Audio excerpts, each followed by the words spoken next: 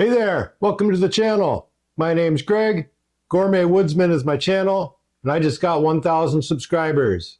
To celebrate that, I'm making a beef Wellington video. Beef Wellington is many things, but at the end of the day, it's got to have a beef tenderloin, it's got to have a rich mushroom duxelle, and it's all wrapped in a puff pastry. A lot of recipes use prosciutto, other recipes use crepes to separate the duxelle from the puff pastry. Another popular ingredient in beef Wellington is foie gras, goose or duck liver. A lot of people will use a chicken pate in place of foie gras because foie gras can be difficult to find. It's expensive. Some people think it's not an ethical food, so chicken liver pate is a common substitute. For my beef Wellington, I'll be making my own puff pastry. I'll be making my own crepes. I'll be using my own 18-month aged prosciutto and some capicola, homemade of course. I'll be foraging some wild mushrooms and making a duxelle. I'll be making a chicken liver pate, and I'll be using a beef tenderloin from the side of beef I get every year in my freezer, which is grass-fed and organic from a small local farm. Before we start making this, I just want to take a minute to say thank you for helping grow my channel to 1,000 subscribers so quickly. If you'd like to show more support for my channel, use the super chat or a super sticker. If you're watching this premiere, if you're not watching the premiere and you're watching this video later and you want to support my channel, hit the super thanks button below. This beef Wellington has a lot of components. A lot of them can be done ahead of time. Let's get started. Puff pastry is a laminated pastry dough. It gets its leavening or rise from all the layers of butter. It's basically butter inside of a dough that's rolled out and folded to increase the layers, then it's rolled out and folded to increase the layers again. It's not too difficult to make, but it does take some time. It can be made over the course of several days, and it can easily be made ahead of time. Puff pastry is really a pretty simple dough. I'm going to use 2½ cups, or about 330 grams of all-purpose flour, and I'm just going to sift that. To my sifted flour, I'm going to add 7 grams or 1 teaspoon sea salt, and I'm just going to mix that to incorporate the salt in real quick like. And now I'm going to slowly stream in 3/4 cup, or about 175 grams, cold water. Everything going into this should go in cold. And I'm just going to keep mixing. Eventually you're going to have to get in there with your fingers to bring this all together. And it is going to be a very dry, pretty sticky dough that we're going to have here. Just keep doing it till it pulls all the flour in. You can fold it a little if you need to. Fold in the flour a little till it incorporates into there. Should pick it all up eventually. Once it's picked it all up, looks like we're there. I'm going to lightly flour my board. Go a tiny bit on top. Here's the trick I seen. I didn't use this before when I've made a puff pastry, but I saw the Joshua Weissman, I think that's his name, took a piece of wax paper, folded it up into like a 7x7 square. Then you can just roll this out to the edges of that, and you should get a relatively uniform square. At least that's what he said. I don't know. Doesn't seem to be that uniform to me. That didn't work that great for me, but I don't know. You can feel free to try it. You don't really need that. Just want to make yourself a square about 7 inches by 7 inches. Take some plastic wrap. I'm just going to wrap this dough up because we don't want it to dry out anymore. Now I'm going to stick that into my refrigerator for about a ½ hour. Now I'm going to take 2 sticks of butter, which is a ½ pound or 227 grams. Cold butter, unsalted butter. Just going to cut it into some chunks. Lightly dust it with a tiny bit of flour. And now I'm going to take my aggression out on it a little bit. Kind of mash it till it comes together into one thing. And I'm just going to keep doing that until I can roll it without it, until I can kind of fold it up on itself without it cracking and breaking. See how it's cracking a little? Wants to break when I do that. And see now, it's starting to fold without breaking. So we're getting pretty close now. That's a little too big. I can tell you right now, it's too big. Oh yeah, see? Folding, not breaking. Perfect. Yeah, perfect. You want about a 4x4 square. Kind of tidy up the edges as much as I can. And one thing I can say is The more you can keep your butter cold, the better off you'll be for this whole process. Okay, now I'm going to wrap my butter up in some saran wrap here. Now I'm going to stick this into the refrigerator at least a good half hour. Lightly flour my board again. We're moving on. So my dough is cold. It's had time to hydrate a little bit. The gluten has relaxed a little bit. And I'm just going to roll these corners out a tiny bit. Not much, just a little. About that much. I'm going to take my butter out of the refrigerator and I'm going to put it this direction so that I can fold my corners up and make a little envelope. I'm going to pinch those seams together, stick that in the middle of my board, and I'm just going to start rolling it out. I like to go both directions here. And what I'm trying to get to is a rectangle shape, roughly 12 inches by roughly 6 inches. I know that my board is 18 inches, so I'm probably longer than 12. I am about 6. Huh, look at that, 12. That's perfect. I'm going to try to square up my ends a little bit, best I can. Thing about puff pastry and what makes it puff is it is a laminated dough. Right now we have a layer of butter in the middle of this. Now I'm about to create a whole bunch more layers. So I'm going to take one side, fold it over about a third of the way. Take the other side, fold it over about a third of the way. Make sure I got enough flour to keep it from sticking. And same thing, I'm going to roll this out, go in both directions until I get basically a 12-inch by 6-inch rectangle. And so now we not only have the butter in the middle, but we've folded it and we're making more layers. And if the dough gets hard to work, we'll wrap it up and put it in the fridge. You could do that. I'm going to try to get one more fold out of it though. Fold it, fold the other, fold it into thirds, and see how many more layers of butter we're having now. And see, this is actually getting a bit harder to work now. Maybe should have rested it between folds. Resting it between folds gives that gluten some chance to relax. See how it's not stretching as much as it was before? Okay, so that's 2 folds. Try to square up my edges a little bit, and I'm going to fold it again. This time I'm going to wrap it back up in my same saran wrap I had. I'm writing on there 2. I've had 2 folds.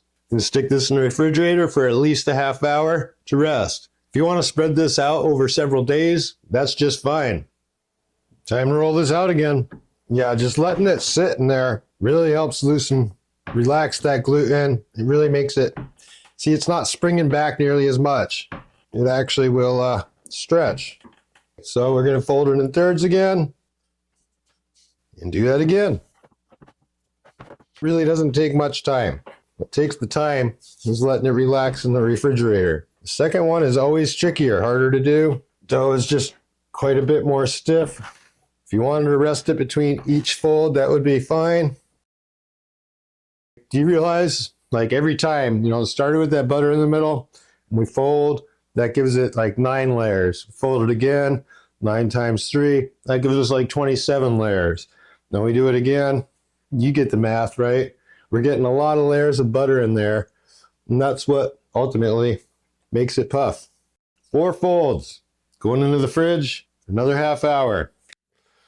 All right.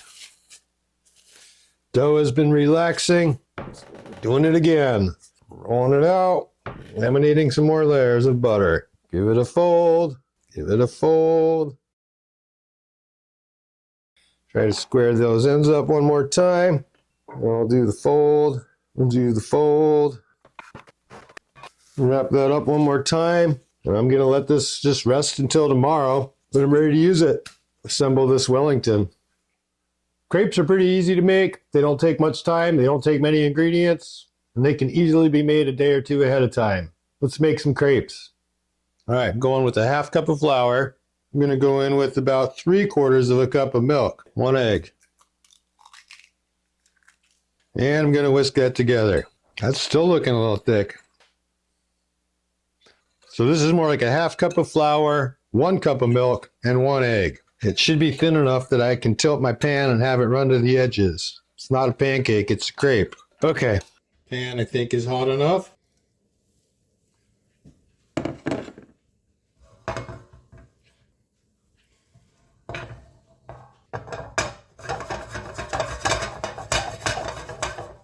All right, once it's all firmed up here and there's no more liquid, should be ready to flip it. That's how it's supposed to be, thin and delicate. So I'm just storing these in a plate. Put another plate over them. That'll keep them from drying out. When I get them all cooked, I'll cover them with plastic, stick them in my fridge. I'm going to be adding chicken pate to my beef Wellington because I really love the richness that it adds. It's definitely not necessary, but hey, this is the 1,000 subscriber special. I didn't get foie gras. It's not that easy to find around here. Didn't feel like paying the price to order some from online. Chicken pate is pretty damn good. I'm going to make a little extra. It freezes reasonably well too. Let's get on it.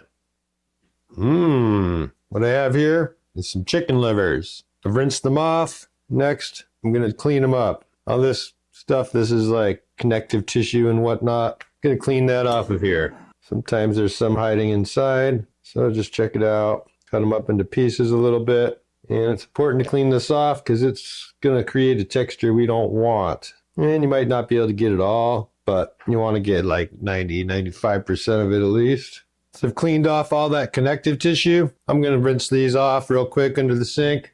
This next step is optional, but liver can be a little irony tasting. Chicken livers are much more mild than pork or beef especially, which can be very irony. But with any liver, soak it in some milk for about an hour. That will make the flavor a little more mild.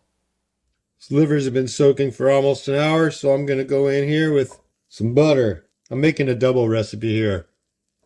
So the amounts I'm showing on the screen are half of what I'm actually using. So I got these melting on medium heat. Meanwhile, I'm going to go in with my shallots. And I just want to sweat these, which means to soften them without browning them. So this will take 3 to 4 minutes. Meanwhile, I'm going to go rinse off those livers. While those shallots are cooking, I'm just going to pat these livers dry them off a little bit.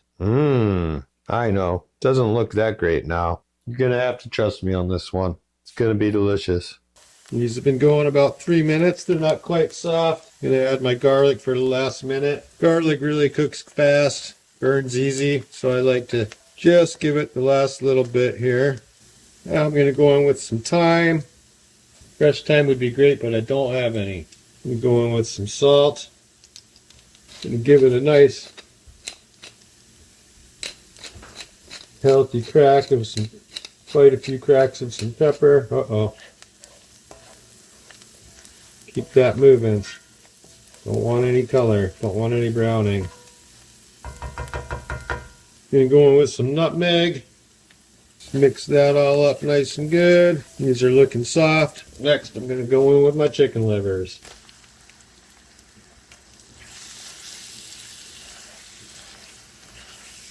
I really just want to cook these for like 3 or 4 minutes. Don't want to overcook the livers because that will make them tough. This is not the texture we're going for in our pate. Okay, this needed more like 5 minutes, probably because I have kind of big batch. I had a few that weren't quite cooked. This should be pink on the inside. Now I'm going in with cognac. Brandy will work, cognac if you got it. Because, hey, you know, this is a high-class meal here. I'm just going to let that simmer for like basically a minute. Just doesn't need much. Now I'm going to take all this and go straight into my food processor. Going to add a little bit of this room temperature butter. Start blending it. What's going on? Is this not plugged in? Yep, gotta have it plugged in, huh? Funny how that works. I'm going to add a little bit of heavy cream. Now I'm just going to taste it for salt. I am going to add a little more salt. Pulse that a few more times. Taste it again for salt. Okay. Not bad. This here is good to go. Could go right into a ramekin. One other step I can take, just get a more silky, smooth consistency, is to just pass this through a sieve. That last step is unnecessary, but that's going to give you the best, most velvety texture. So from here, going into some ramekins, and then I'm going to chill this for several hours. Oh yeah, some carrot. Mmm, that's so good. Some celery.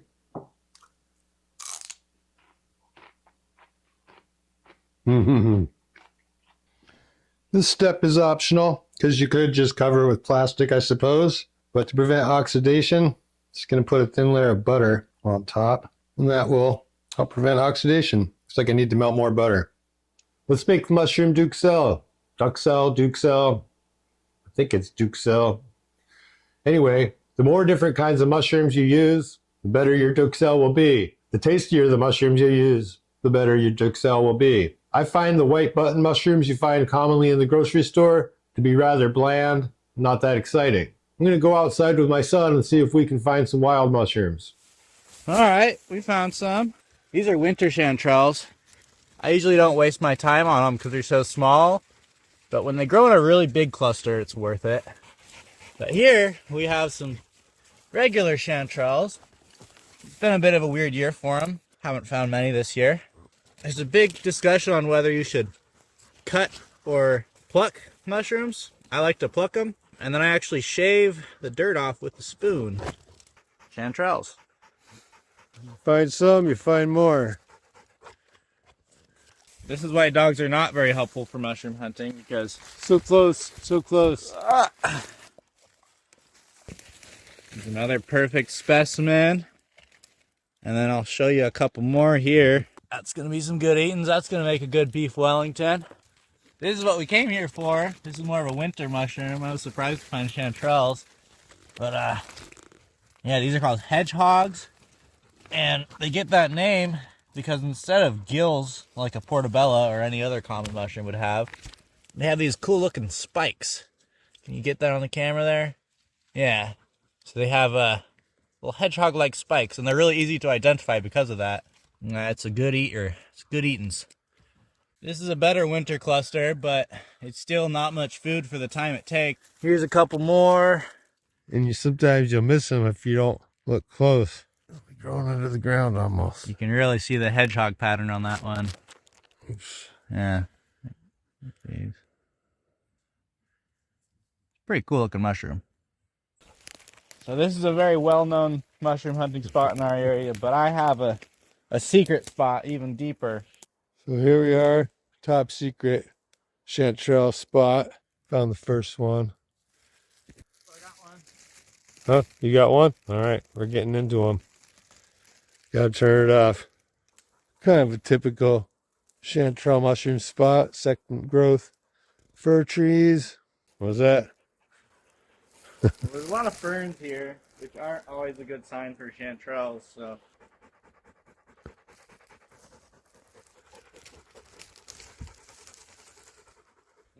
See the size of this fucking thing? That was a huge tree. Well, mostly we found yellow chanterelles. It's not been a great yellow chanterelle year, and I'm surprised we found this many. But we also found, these are called yellow-footed chanterelles, or sometimes they're called winter chanterelles. These have a ton of water in them. They cook down to almost nothing, but they do have a pretty good flavor. And we also found the hedgehog mushrooms. They have the kind of spiky-looking teeth there. So we did find a few of those. And that's pretty much what we have for our mushroom duxelle. Now, some people say you should take a damp cloth or a paper towel and just wipe them off and not to wash them. However, I like to wash mine. Best way to cook most wild mushrooms is called a dry saute. You just cut them up, put them on a dry pan with some salt over a medium heat, cook them until the water disappears. And I've actually found if you add a little water at that stage, it helps draw the moisture out of the mushrooms faster. Strange as it sounds. Once the water's out, you add some oil or some butter, turn the heat up, get a nice little crust on them. That's when the browning happens. Don't really want a crust for this duxelle, but I do want to cook the water out so that they're not slimy. So anyway, I'm going to go wash these off, start cutting them up. The more different kinds of mushrooms, the better this is going to taste. So I'm going to add some shiitake mushrooms. I have these dried. I got a hold of a lot of these at one point in time. They're all dried. They're really small. When your shiitakes are this small, you can just leave the stem on. But in general, you're going to want to take the stems off of your shiitakes. So I'm just going to put a handful in. And I'm also going to use what I got here is some dried porcinis, otherwise known as king boletes. These might have actually been queen boletes. And I'm going to add, I don't know, a little handful of those too. These smell so good. Stockies and porcinis, or boletes, are actually some mushrooms that dry really well. Tends to concentrate their flavors, whereas chanterelles don't really dry as well. They tend to lose some of their flavor. But in any case, I'm just going to add a little bit of this too, because why the heck not? More mushroom flavor is going to be more betterer. And these porcinis are ones we found out here too. Been a lot more of those this year than chanterelles. And I'm just going to cover that with some hot water, let them rehydrate a little bit while I cut up those mushrooms that I washed off. The duxelle, I don't know what the hell it really is. Should be cut pretty small, pretty rough cut. This is about 2 pounds of mushrooms here, so it's not too big a deal to do this by hand. If you did want to use a food processor, make sure you pulse it, because you do not want to turn this into a paste. I'm not trying to make a mushroom pate, I'm trying to make a mushroom duxelle. And with chanterelles, you definitely want the stems. That's the meatiest part of them. Oh, I missed a pine needle. As far as washing them, this extra water will cook out. It'll be just fine. There's a lot of debris on these, and I'm not scared to eat deer urine, but, you know, don't really want to eat deer urine. Rinsing them off, probably not going to remove the deer urine. Maybe that's why chanterelles taste so good, is the deer urine? I don't know. You know, these yellow-footed ones, they're so different. Mostly water, but a lot of flavor.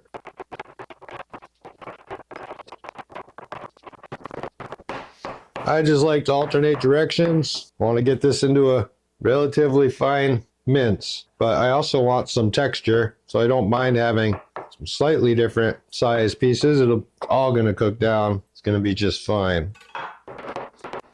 If you're into foraging for wild mushrooms, you probably know sometimes you end up with a whole lot more than you can eat at a time. Making a duxelle is an excellent way of taking a large mass and shrinking it down to something that fits in the freezer more reasonably. And yes, it does need to be refrigerated or frozen.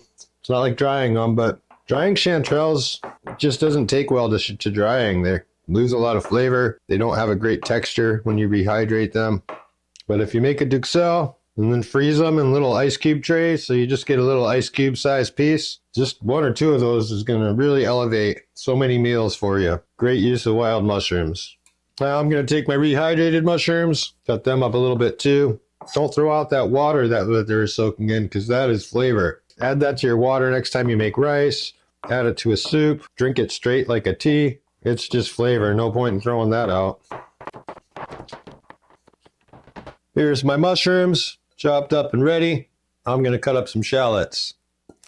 Shallots are basically like little red onions. They kind of grow more like a garlic, the way like we got these 2 bulbs there. If you want to use onions, use a red onion. Hell, use a yellow onion, it'll be fine. It's a fancy meal, so I'm going to use the fancy onions. It's kind of what I think of as shallots, is they're kind of like fancy onions. Now, some people, do this nonsense of going that way. That's how they teach you in culinary school, apparently. I find it just as effective. Just cut through most of the way this way. This works with onions or shallots. Cut through most of the way that way. And then you just go up and over the rainbow. When you get to the top where it's hard to cut again, check this out. You just do this. And we start on this side. Ends up with a fine little mince or dice, depending how big you make your cuts. Now, it is true, if you do the Culinary Institute way of slicing through like this, going down like that, and then going like that, you will maybe get some slightly more even cuts. But come on, that's pretty even. I think it's kind of like splitting hairs at that point. But that's my opinion. You cut your shallots and onions how you want. I'm just showing you a way to do it. You do you. It's not going to bother me at all. Now, the garlic. I like to cut off that little hard tip. Some people leave it. Again, you do you. It's not going to bother me one bit. And I'm just going to give them a smash. Makes them easier to peel. And like Brad Leone's always talking about, it releases that allicin. If you want to use one of those little garlic presses, go ahead and use it. Really up to you. Duxelle can easily be made ahead of time. Duxelle should have a lot of butter. About a half stick per pound of mushrooms. Got 2 pounds of mushrooms, going with a whole stick of butter here. Gonna melt that on low heat.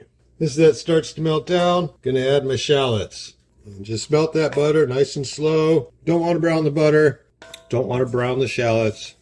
Just want to keep it moving a little bit. Make sure nothing browns. We're just trying to sweat these onions. Just want them to soften a little bit. They're getting a little close, so I'm going to add in my garlic. And that's only going to take about 30 seconds. As soon as I start to smell the garlic, I'm going to go in with my mushrooms. Now that I added all that mass of mushrooms, I can turn the heat up just a little bit. Gonna add a little salt here to help draw the liquid out of the mushrooms. There's no salt in here. It's unsalted butter that I used, and it is 2 pounds of mushrooms. So this would be a great time to just add a sprig of thyme in here to cook with that. But I don't have fresh thyme, so I'm just gonna add a pinch of some dry thyme. Dry thyme is one of the few herbs that really does dry pretty well. Now I'm just gonna move this around occasionally. It's already starting to let out some of the water. And this is going to take a long time, probably an hour or so. But just going to let it go low and slow, take its time. However long it takes is how long it will take. I've got it up just below medium, but I might have to turn it down. I certainly won't want to turn it up any more than that. See how much water is coming out of these mushrooms? They may have added a little water by washing these mushrooms, but most of this water is from within the mushroom. And the amount of water added, it just doesn't make a difference. Julia Child always washes her mushrooms. She seemed to know a thing or two about cooking. This has been on the heat here for about 45 minutes. You know, it might take you a little longer. A lot of it depends on how much surface area you have of a pan, what size pan, how much you're making at a time. But it's going to take a while because you have to do it slow. We don't want to brown anything. Once there's no more water showing when I pull the mushrooms away from the edge, I know that I'm getting very, very, very close. One more optional step. I'm going to add a splash of white wine. White wine or sherry, either way. And I'm just going to keep cooking until all that wine disappears. And that's when we're going to call this done. This has been cooking for just over an hour, pretty much on low, maybe a hair above low. And you can see there's no more liquid, so to speak. It's a dry pan. When I move the mushrooms, this duxelle is done. You can see it's got a nice sheen from all the butter, but the liquid is all cooked away. If you're not going to use pate in your beef Wellington, this duxelle is ready to go. You can easily make this a day or two ahead of time. I didn't take quite all of it because I don't think I need all of it. But I am going to take my pate and mix it right in with this.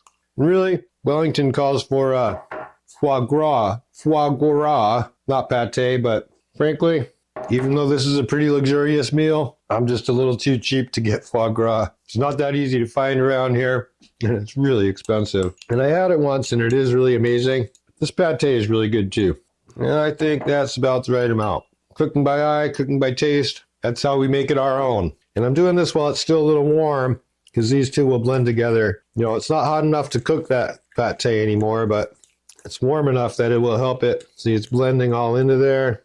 And the fact that I was using the pate is also why I didn't add any more salt. I think on its own, the mushrooms could have used more salt, but mixed with the pate, it's I think going to be just great.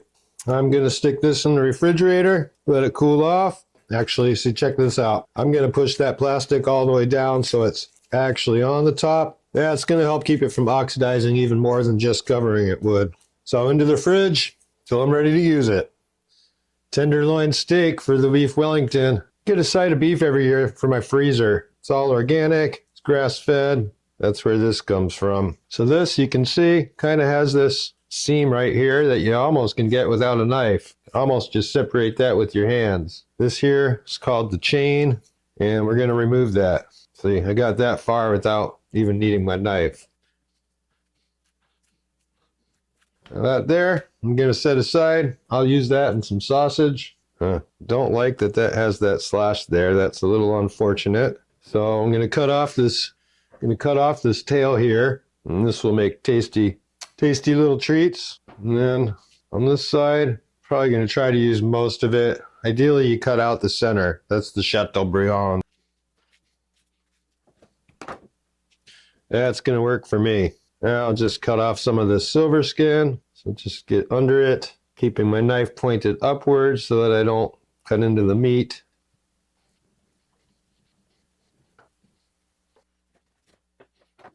Once that's trimmed up, I'm going to put it onto a rack. And I'm going to cover it with salt.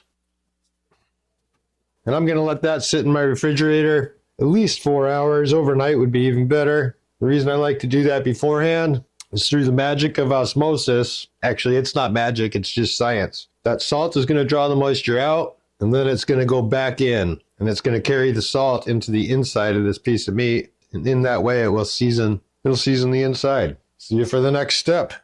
Got my pan pretty whipping hot, and I'm going to use a little beef tallow, because honestly, the beef tenderloin, it is incredibly tender, but it's kind of bland. It might be the most flavorless cut of beef there is. The beef tallow will give us some extra flavor. I'm also going to use some of that butter that I had on top of the pate. If I use just butter, I'd probably burn the butter, and I don't want to do that. I don't know if you can see how much this is dried out, but it has. So into the screeching hot pan. Usually when I cook a piece of meat, I take it out and let it come up to room temperature because I want it to cook more evenly. I'm not worried about cooking this evenly. I just want to get a nice sear on the outside to add another layer of flavor. But I'm not trying to cook this. It's going to cook inside of the puff pastry when it bakes. Got a nice little bit of color on that side. Just going to only give it a minute or two to high heat. Like I said, I don't want to cook it. Just want to sear that outside, brown the outside a little bit. Still got some color on all sides. Gonna just hold it up, get a little color on both ends too. While my loin is still hot, gonna add some Dijon mustard. See, I'm using stone ground, but Dijon would be the proper one. I'll just say use your favorite mustard or whatever one you have. Main thing is just get it on here while your loin is still hot. Now I'm gonna wrap that up in plastic. I'm just gonna give it a little twist like that.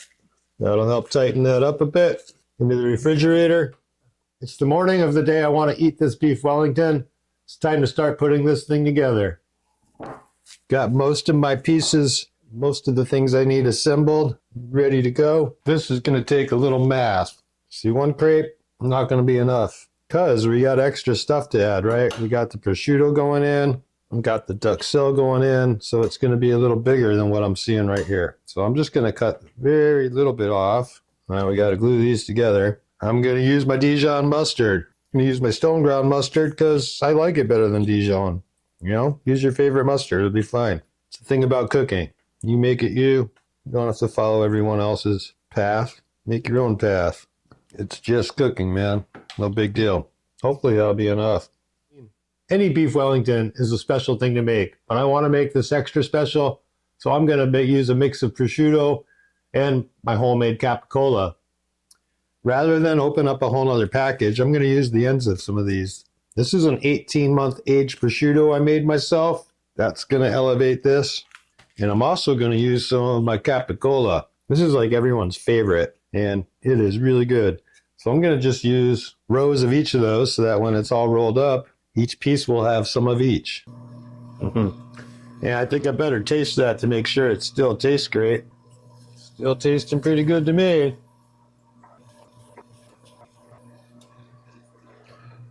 That was good. And we'll finish with another layer of the capicola. Got one more look at that. It's so thin. It's so much flavor, and it's just a thin little piece of meat. Oh my God.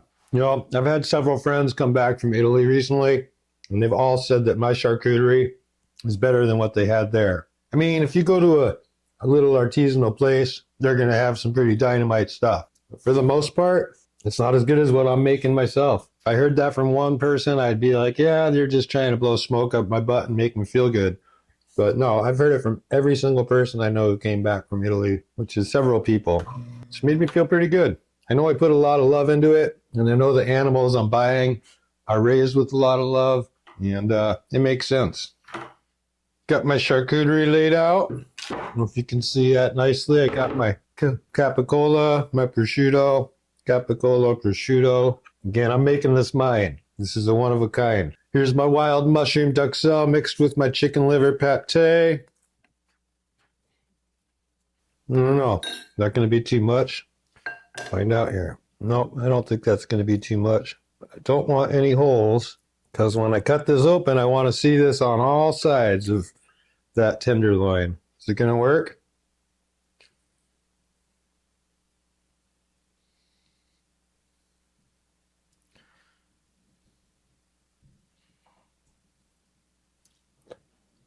Oh yeah. Beautiful. So, we're almost there. Let's clean this up a little bit. Want to tighten that up a little. I want to roll it the same way as my crepes are folded. So let's see. See, it's not quite long enough. If I had the industrial size, that would be better. I think I got an idea. It's all about being creative here and making it work. You see what I'm doing? You see where I'm going? You getting the idea here? I want to round it that way. That's the ticket right there. See, just got to always find solutions, adapt and overcome, make it happen. Now I'm just going to take that.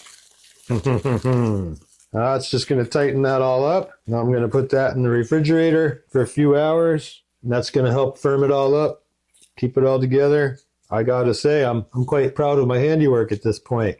It's all coming together. All right, just going to put out a little bit of flour. We keep this from sticking. If I can roll this out to the whole width of this, I think I'll be okay. Now then, I go the other way. Turn it around this way. All right. You know what? I should get my oven preheating. We're getting there. It's about the size of my cutting board. It's pretty damn close. I think that's gonna work. All right, let's unwrap this thing. Hope he stays together. Oh yeah, look at that. It's a nice tight seam. Starting to be able to see where I'm gonna need that egg wash. Got eggs, one egg yolk, a little bit of milk. Come right across here.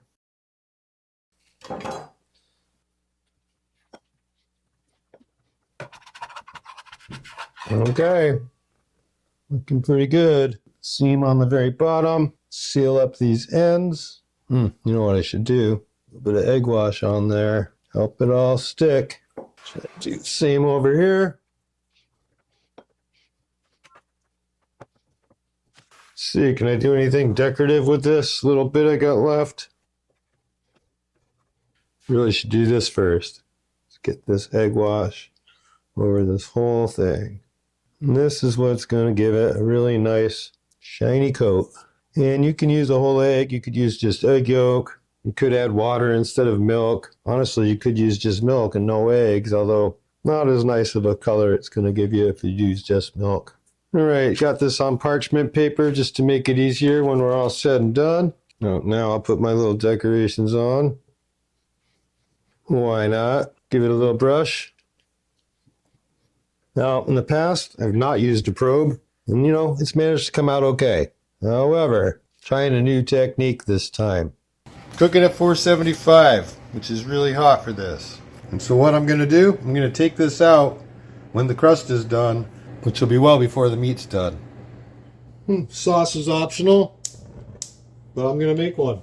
Got my pan heating up, a little bit of butter and olive oil. Just enough olive oil to keep that butter from burning, because the butter will brown if you use just butter at this point in the game.